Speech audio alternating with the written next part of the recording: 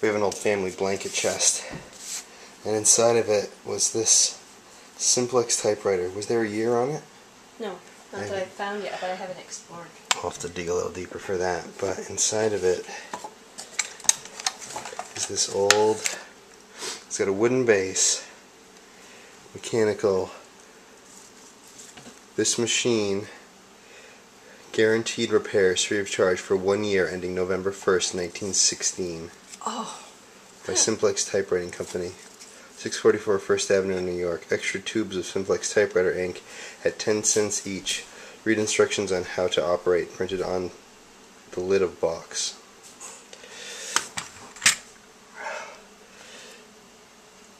Directions for operating the new Simplex. Very cool little kid's toy. Circular dial. Chunk. I have no idea how it's. I haven't even played with it yet. Very cool though.